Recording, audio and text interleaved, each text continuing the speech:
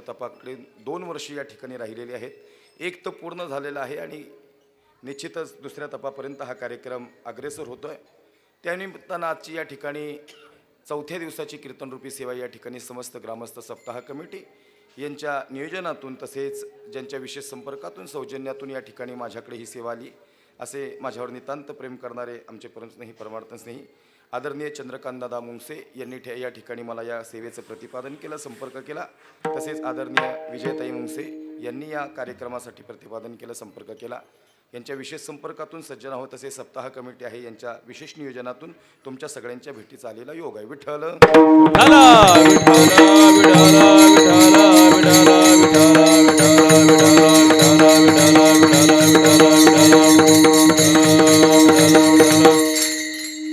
आजच्या या कीर्तनासाठी खऱ्या अर्थानं लाभलेले जे कलाकार आहेत, महिला मंडळ बडबड करू नका जरा, थोडा ट्रबल द्या बरं मला.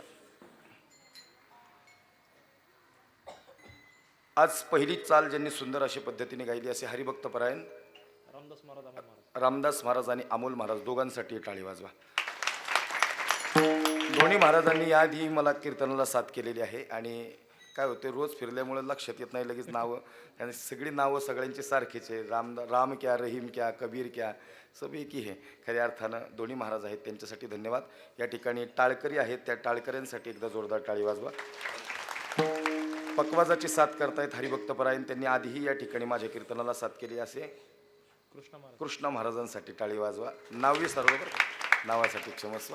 या ठिकाणी आजच्या या कीर्तनासाठी मला जे साथ करायला आलेत, ज्यांच्यामुळं मी इथं उभा आहे, इथंच नाही तर अखंड महाराष्ट्रच नाही तर 5 राज्यात जाऊन कीर्तन करण्याची शक्ती, संधी, प्रेरणा, प्रोत्साहन मला ज्यांच्यामुळे मिळतं आणि देखील आयुष्यभर मिळत राहीन असे माझे परमार्थी गुरु, महाराष्ट्रातील नामांकित ज्येष्ठ कीर्तनकार, संगीत विशारद, हरिभक्त परायण माझे वडील नूर मोहम्मद महाराज आत्तार. या ठिकाणी बाबा स्वतः आलेले आहेत, या ठिकाणी त्यांचं धन्यवाद.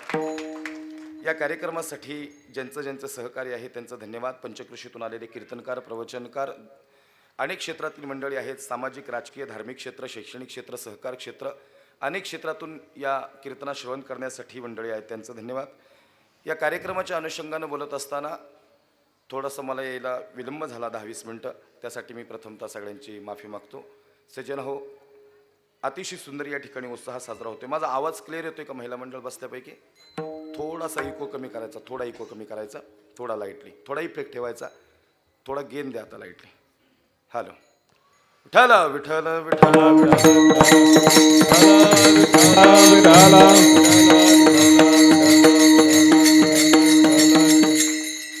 सेवेसाठी निवडलेला अभंग बऱ्यापैकी टाळकऱ्यांच्या परिचयाचा आहे, त्यातल्या त्यात वारकऱ्याच्या तर परफेक्ट परिचयाचा आहे.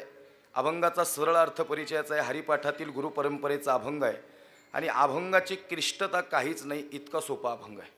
ज्या अभंगात खऱ्या अर्थानं विठोबाचं दर्शन घडवणारा, विठोबाची प्रेमाची महती सांगणारा, विठोबाच्या प्रेमाचं महत्त्व प्रतिपादन करणारा अभंग या ठिकाणी सेवेसाठी निवडलेला आहे. सज्जन हो, ही घेतलेली तारीख खूप महिन्या अगोदर या ठिकाणी आदरणीय चंद्रकांत दादांनी या ठिकाणी दिली. खऱ्या अर्थानं या आपल्या या परिसरात प्रथम माझं कीर्तन त्यांच्या घरी झालं. या ठिकाणी त्यांच्या चिरंजीवांच्या या ठिकाणी पुण्यस्मरणानिमित्त आणि या दुःखद प्रसंगी खऱ्या अर्थानं कीर्तन करत असताना या ठिकाणी त्यांच्या आई आहेत आणि वडील आहेत, या दोघांनी मला प्रतिपादन केलं होतं. त्या अनुषंगानं तुमच्या या भागातून कीर्तनाला सुरुवात झाली आणि त्यानंतर अनेक कीर्तनं पलीकडच्याही भागात काही कीर्तनं झालेली आहेत.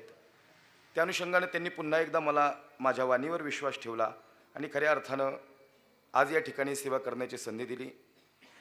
हे कीर्तन करत असताना फक्त त्या दिवशी कीर्तन करून गेलो एवढंच नाही, या फॅमिलीशी तेवढीच अटॅचमेंट आमची आहे, आमच्या बाबांची आहे आणि त्या अनुषंगानं मी खूप लांब होतो. माझं कालचं कीर्तन दूरचं होतं, एवढा प्रवास करून आलो आहे.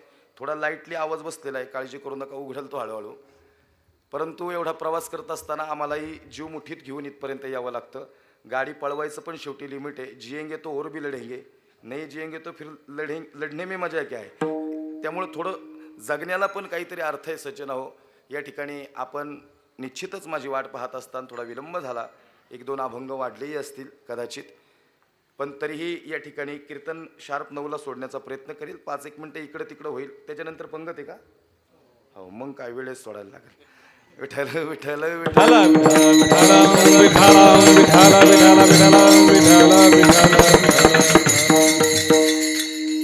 त्यांनी मला चंद्रकांत भाऊंनी सांगितलं नाही बरं का, नाव वगैरे घ्या, मला माऊलीदादा मुंगसे आहेत, त्यांनी मला संपर्क केला होता. माझा जास्त परिचय नाही इथं कुणाचा जास्त.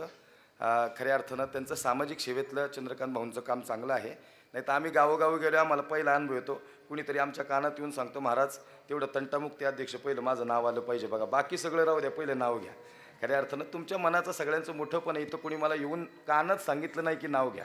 काय होतं, एखाद्याचं नाव घ्यायचं आणि एखाद्याचं राहिलं की ते तेवढ्यावर रुसून बसते, आणि ते आता हे काय रुसवा फुगवा ह्याचा परमार्थ राहिला का? चुकून एखाद्या वेळेस कधी कधी पत्रिकेत नाव राहून जातं एखाद्याचं, ते काय जाणून बुजून थोडीच करतं कोणी, मग त्याच्यात रुसायचं नसतं.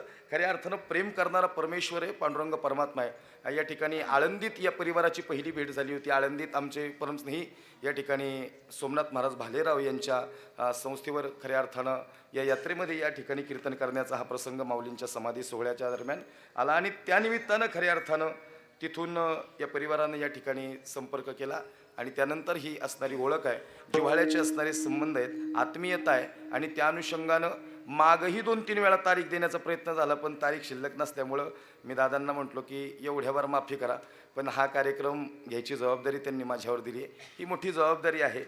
आणि हे कीर्तन त्या अनुषंगानं माझ्या अल्पशा बुद्धीने जसं जमल तसं अभंग सोडवणार आहे. फक्त अभंग सेवेसाठी निवडलं आहे. याआधी भरपूर वेळा अभंग घेतला असेल, परंतु अभंग जरी कधी जरी रिपीट झाला तरी चिंतन रिपीट होईल असं नाही आहे, कारण अभंगाचं चिंतन प्रत्येक वेळेस जसे बसलेले श्रोते आहेत त्यांच्या चेहऱ्याकडे बघून चिंतन कदाचित बदलत असतं. त्या अनुषंगानं प्रयत्न करताना बसलेले वारकरी आहेत त्यांना परफेक्ट अभंग माहिती, ज्यांना हरिपाठ माहिती आहे त्यांना माहिती आहे, गुरुपरंपरेतला हरिपाठातील अभंग आहे, माझ्या विठोबाचा कैसा प्रेम भाव आणि आपणची देव होय गुरु. अभंग इतकं सोपं आहे की अभंग गायल्यानंतरच त्याचा अर्थ समजला आहे, पण खऱ्या अर्थानं भावार्थ सांगणं गरजेचं आहे. शेवटच्या 20 मिनिटात छत्रपती शिवाजी राजांवर बोलणार आहे. आपण या मातीतले आहोत, ही महाराष्ट्राची माती आहे, ही त्यागाची माती आहे, ही बलिदानाची माती आहे. खरं तर आवाज बसलेला आहे, पण तरी प्रयत्न करेल, कारण की आवाज बसल्यावर छत्रपती सांगणं लय अवघड असतं, कारण छत्रपती हे मुळमुळीत आवाजात सांगण्याचा विषय नाही, ते हाय स्केलला सांगावं लागतं. राजेंनी तसं काम केलं, आणि खरं सांगू कीर्तनात राजे का सांगायचे, बऱ्याच जणांनी अनेक प्रश्न नेहमी विचारला गेले, पण प्रातस्मरणीय जगन्नाथांना पवारांचं वाक्य आहे की छत्रपती शिवाजीराजे हा कीर्तनाचा विषय जरी नसला तरी कीर्तनातील एक विषय नक्की असावा. त्या अनुषंगानं कीर्तनातील एक शेवटचा 15 ते 20 मिनिटं छत्रपती या विषयांना स्पर्श करेल आणि खऱ्या अर्थानं सेवेला पूर्णविराम देईल. विठ्ठल विठ्ठल बोला पुंडलिक हरी विठ्ठल श्री ज्ञानदेव तुकाराम पंढरीनाथ भगवान की, मौली ज्ञानेश्वर महाराज की जय, बाबदेव महाराज की जय, छत्रपती शिवाजी महाराज हर हरे महादेव. माझ्या विठोबाचा कैसा प्रेम भाव आपणची देव होय गुरु, पडिये देह भाव पुरवी वासना, अंती ते आपणा पास न्यावे. अभंग जगद्गुरु तुकोबारायांचा सरळ अभंगातील भूमिका आहे. तुकोबारायांचा अभंगातील पहिला शब्द माझा आहे. ज्या अर्थानं तुकोबाराय माझा म्हणतात तिथं प्रेम प्रगट झालं बरं का. ज्या ठिकाणी तुकोबारायांनी विठोबाला माझं म्हणावं, खऱ्या अर्थानं लेकराला हाक मारतानंतर मायबाप म्हणतात हे लेकरू माझे, माझं म्हणणं आपलं म्हणणं यात फरक आहे बरं का. तुकोबाराय ज्या अनुषंगानं माझं म्हणतात त्या अर्थानं माझ्या विठोबाचा कैसा प्रेम भाव. इथं प्रश्न आहे की विठोबाचा आमच्यावर किती प्रेम आहे. सज्जन हो, बसलेले तुम्ही आणि उभं राहिलेलं मी, आमचे सगळ्यांची सत्ता विठोबाच्या हातात आहे. त्यांनी जर ठरवलं तर माणूस इथं बसल, बोलणाऱ्याची सत्ता विठोबाच्या हातात आहे, सांगणारी